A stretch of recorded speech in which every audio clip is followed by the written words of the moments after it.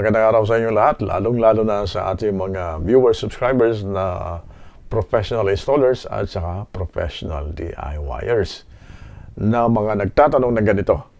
Sir Jay, bakit gustong-gusto mong gamitin ang Lux Power Hybrid Inverter para sa inyong mga residential installations? Meron akong ginawang video tungkol dito Meron pop-up dyan at meron ding link sa video description kung bakit, ano-ano yung mga nagustuhan ko sa Lux Power Hybrid Inverter. By the way, ang video na to ay ginawa ko, nandito ako ngayon sa Denmark, Europe, wala ako sa Pilipinas.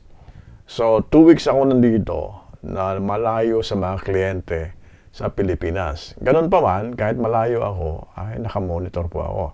At hindi lang nakamonitor, ipapakita ko rin sa inyo ang pinaka-rason kung bakit gusto ko ang Lux Power Hybrid Inverter.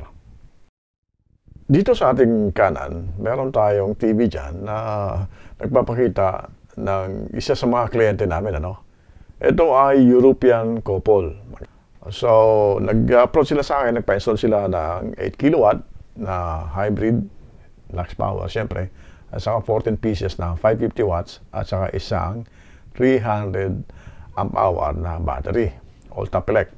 Ang kanilang system ay meron silang existing, meron silang 3 kilowatt na grid-tied system. Hindi sila na kontento kaya nagpa-install pa sila sa atin. So, sa mga tuwid, meron silang net metering, naka-install po yun. Kung papansinin natin dito sa monitor, meron tayong monitor dito may data, may monitor. Okay, sa monitor muna tayo, papakita ko sa inyo kung gaano kaswabe yan. Sa monitor pala, makikita nyo, doon sa taas, merong solar yield. Ano yan? Yung production yan. Today's production at saka yung total production since na na-commission yung system. Okay? Meron 32.3 at merong sa araw na to at merong total of 2,145.5 kWh.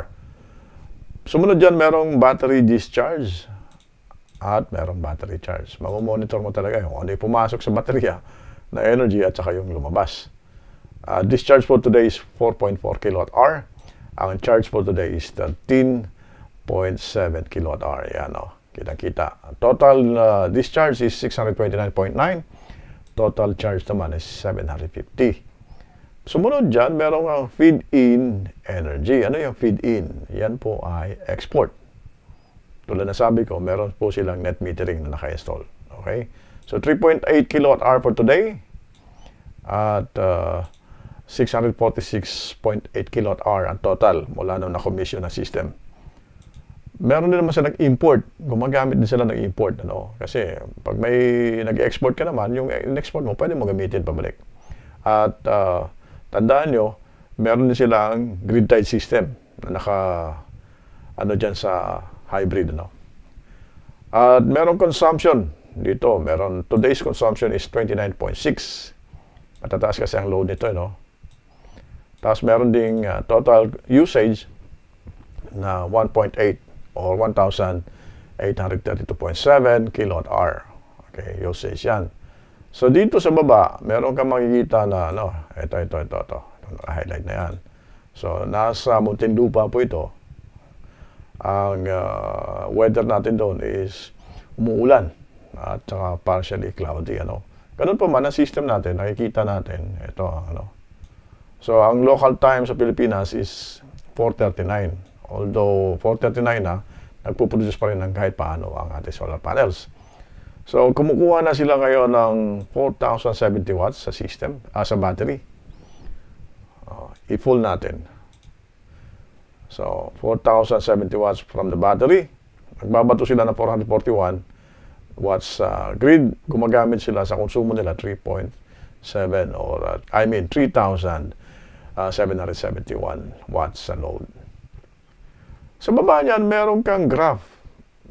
Gusto mo isolate yung solar panel production sa battery, sa grid, consumption, battery, state of charge, at meron pa rito na magagamit mo mga data.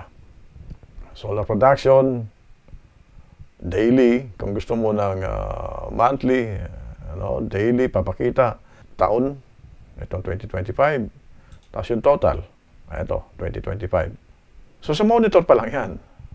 Pagdating naman sa may nagkaroon ng diferensya, nagkaroon ng alarm. Dito, itong normal na green na ito. Yung may normal dyan, no, na may bilog, magpupula yan kapag merong alarm o merong error o merong fault. So, titingnan natin sa data, doon sa taas, sunod sa monitor, ito. Ito, naka-data tayo. Tapos punta tayo sa event history. Malaman natin ngayon dyan kung ano yung fault na yon o alarm. So, may date tayo dyan, no?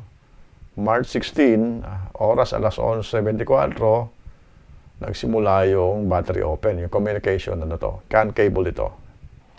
Tapos, na-resolve din naman ng March 16 din, 11:36. So, hindi nagtagal, na-resolve kagad. Sa monitor pa lang yan, ano?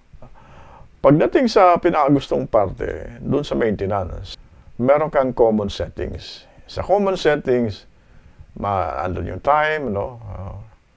Lahat-lahat yan, measurement, no? Application settings. Let's say, kung i-read natin lahat yan, so, sa common settings, andyan, sa application settings, EPS voltage, lahat yan, power backup, grid cell, no? Ang grid cell power nila ay 7.7 kilowatt peak. Naka-disable yung ating fast zero export dahil meron naman silang net metering. Pinapakita ko sa inyo to dahil napakagaang ng interface gamitin. Napakaswabe. Charging settings, lahat yan. Generator charge, discharge settings. Ano? Gusto mong i-reset, reset mo. So dito pa lang, kung may gustong ipagawa sa amin ang kliyente, kahit na ako'y nandito sa Europe, magagawa ko siya. Importante sa akin to, dahil kapag ang kliyente nakipag-chat sa akin, sa JF ganito nangyari, pwede ko kaya siya silipin sa web, o di kaya sa app. Pwede nating ano sa app. So saan man ako naroon? Tulad ngayon, nandito ako sa Denmark, Europe. At kahapon may nakipag-chat sa akin, kausap ko ang isang kliyente sa Laguna. Sa JF, para mababang harvest ko yun. In-examine ko. Na-find out namin, dahil yung mga previous days, umulan, na malakas sa kanila, at kumikidlat. Yung kanyang system, nakasagap ng transient voltage. Gumana yung SPD, yun yung aking theory. Yung SPD ngayon, gumana, hindi na siya bumalik sa normal. So, ang ginawa ko, yung technical team ko, pinapapunta ko doon. So, tulad ng mga pangyayaring ganyan, mga incidenting ganyan, namomonitor ko agad. Alam ko kagad na nangyayari. At kung ano yung gustong ipagawa sa amin ng client, nagagawa namin. Either remotely, or papupuntahin namin ang technical team. Pero most of the time, nagagawa namin remotely. Malaking save yun sa time. Yung time na yun na pwede namin gamitin sa iba pang mga bagay. Yan ay isa sa pinakamalaking dahilan kung bakit Lux Power hybrid inverter ang gamit ko sa mga residential installations namin. Sa remote functionality niya, ibang klase. Marami akong alam din ng mga inverter na may remote functionality, remote control functionality sa mga parameter settings. Pero hindi ganito kaswabe. Yung pagkaayos ng interface, yung mga tab niya, no? Yung mga settings niya, napakadali. Pag tinignan mo at pag di mo alam, meron siyang question mark doon sa gilid, tulad na lang ito.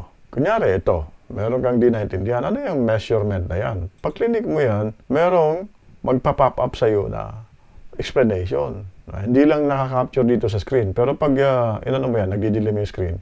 So, ipapaliwanag sa'yo ng monitor mismo, ng interface mismo, kung ano yung function ng gagawin mo. Yan ang dahilan para sa ating mga professional installers at professional DIYers nagtatanong sa akin kung bakit Lux Power Hybrid Inverter. Kung magtatanong kayo, maasahan ba? Durable ba? Napaka-durable. Marami na kami na-install niyan na walang problema. So, salamat po sa inyong panonood at sana ay meron kayo napulot na mahalaga dito sa video na to. Kung bakit Lux Power Hybrid Inverter ang ginagamit ng inyong likod. Sa mulit-muli po, si JF Legaspi po ito. Saludo.